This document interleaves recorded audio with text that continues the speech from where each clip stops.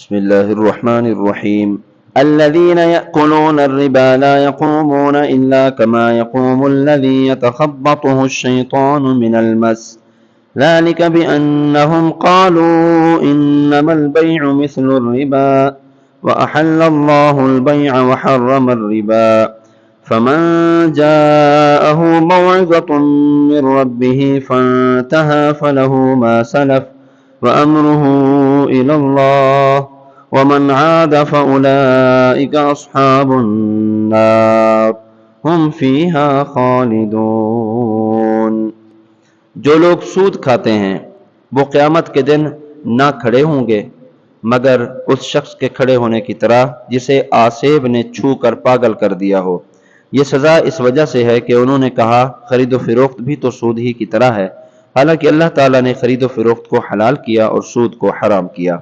تو جس کے پاس اس کے رب کی طرف سے نصیحت آئی پھر وہ باز آ گیا تو اس کے لیے حلال ہے وہ جو پہلے گزر چکا، اور اس کا معاملہ اللہ کے سپرد ہے، اور جو دوبارہ ایسی حرکت کریں گے تو وہ دوزخی ہیں، وہ اس میں مدتوں رہیں گے.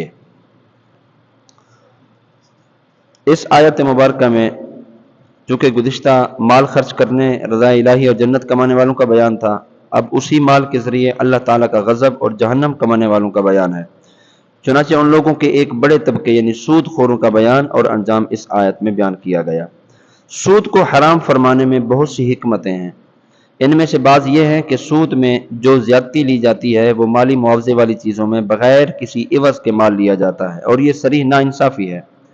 سود کی حرمت میں دوسری حکمت یہ ہے کہ سود کا رواج تجارتوں کو خراب کرتا ہے، اور سود خور کو بے محنت مال کا حاصل ہونا تجارت کی مشقتوں اور خطروں سے کہیں زیادہ آسان معلوم ہوتا ہے، اور تجارتوں کی کمی انسانی معاشرت کو تکلیف پہنچاتی ہے. تیسری حکمت سود کے حرام ہونے کی یہ ہے کہ سود کے رواج سے باہمی محبت کے سلوک کو نقصان پہنچتا ہے کہ جب آدمی سود کا عادی ہو تو وہ کسی کو قرض حسن سے امداد پہنچانا گوارا نہیں کرتا. چوتھی حکمت یہ ہے کہ سود سے انسان کی طبیعت میں درندوں سے زیادہ بے رحمی پیدا ہوتی ہے، اور سود خور اپنے مقروض کی تباہی اور بربادی کا خواہش مند رہتا ہے. اس کے علاوہ بھی سود میں اور بڑے بڑے نقصان ہیں، اور شریعت کی سود سے ممانعت عین حکمت ہے. مسلم شریف کی حدیث پاک ہے رسول اللہ صلی اللہ علیہ وسلم نے سود دینے والے، لینے والے، اس کے کاغذات تیار کرنے والے اور اس کے گواہوں پر لعنت فرمائی اور فرمایا کہ یہ سب گناہ میں برابر ہیں. سود خور قیامت میں ایسے مخبوط الحواس ہوں گے اور ایسے گرتے پڑتے کھڑے ہوں گے جیسے دنیا میں وہ شخص جس پر بھوت سوار ہو، کیونکہ سود خور دنیا میں لوگوں کے لیے بھوت بنا ہوا تھا. آج کل سودی قرضہ لینے دینے کا ابتدائی انداز تو بڑا مہذب ہوتا ہے، اچھے اچھے ناموں سے اور خوش کن ترغیبات سے دیا جاتا ہے، لیکن کچھ ہی عرصے بعد قرض دینے والوں کی خوش اخلاقی، ملنساری اور چہرے کی مسکراہٹ سب رخصت ہو جاتی ہے، اور اصل چہرہ بے نقاب ہو جاتا ہے. جو گالیاں دے رہا ہوتا ہے، گنڈے بھیج رہا ہوتا ہے، گھر کے باہر کھڑے ہو کر ذلیل و رسوا کر رہا ہوتا ہے، دکان مکان فیکٹری سب پر قبضہ کر کے فقیر کنگال اور محتاج و قلاش کر کے بے گھر اور بے زر کر دیتا ہے. آگے فرمایا کہ انما البیع مثل الربا، تجارت سود ہی کی طرح ہے. یہاں سود خوروں کا وہ شبہ بیان کیا گیا جو زمانہ اسلام سے پہلے سے لے کر آج تک چلا آ رہا ہے. وہ یہ کہ تجارت اور سود میں کیا فرق ہے؟ دونوں ایک جیسے تو ہیں. تجارت میں کوئی سامان دے کر نفع حاصل کرتا ہے اور سود میں رقم دے کر نفع حاصل کیا جاتا ہے، حالانکہ دونوں میں زمین و آسمان کا فرق ہے. غور کریں، تجارت کرنے سے حسن سلوک میں فرق نہیں آتا. آدمی سست، کاہل اور مشقت سے جی چرانے والا نہیں بنتا. اپنے مال کو خطرے پر پیش کرتا ہے. نفع و نقصان دونوں کی امیدیں ہوتی ہیں. وہ دوسرے کی بربادی اور محتاجی کا آرزو مند نہیں ہوتا، بلکہ سود والا بے رحم ہو جاتا ہے. وہ مفت میں کسی کو رقم دینے کا تصور نہیں کرتا. انسانی ہمدردی اس سے رخصت ہو جاتی ہے. قرض لینے والا ڈوبے مرے تباہ ہو، یہ بہر صورت اسے نچوڑنے پر تلا رہتا ہے. آخر یہ سب فرق کیا ہیں؟ تجارت اور سود کو ایک جیسا کہنے والوں کو کیا یہ فرق نظر نہیں آتا؟ اس لیے اللہ تعالیٰ نے فرمایا کہ اللہ تعالیٰ نے تجارت کو حلال کیا اور سود کو حرام کیا ہے.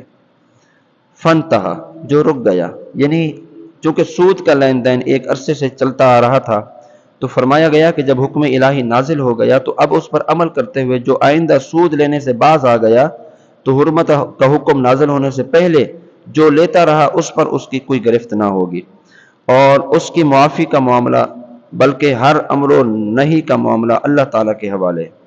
اور یہ بھی یاد رکھو کہ جو حرمت کا حکم اترنے کے بعد بھی سود کھائے گا تو وہ جہنم کا مستحق ہوگا، اور اگر حلال سمجھ کر کھایا تو کافر ہے، ہمیشہ جہنم میں رہے گا، کیونکہ کسی بھی حرام قطعی کو حلال جاننے والا کافر ہے۔ اگلی آیت میں ارشاد فرمایا یمحق اللہ الربا ویربی الصدقات، اللہ تعالیٰ سود کو مٹاتا ہے اور صدقات کو بڑھاتا ہے، اور اللہ تعالیٰ کسی ناشکرے بڑے گنہگار کو پسند نہیں کرتا۔ بے شک وہ لوگ جو ایمان لائے اور انہوں نے اچھے کام کیے اور نماز قائم کی اور زکوٰۃ دی، ان کا اجر ان کے رب کے پاس ہے، اور ان پر نہ کوئی خوف ہوگا اور نہ وہ غمگین ہوں گے۔ اللہ تعالیٰ سود کو مٹاتا ہے اور سود خور کو برکت سے محروم کرتا ہے۔ حضرت عبداللہ بن عباس رضی اللہ تعالیٰ عنہما نے فرمایا کہ اللہ تعالیٰ سود خور کا نہ صدقہ قبول کرے گا، نہ حج، نہ جہاد، نہ رشتہ داروں سے حسن سلوک۔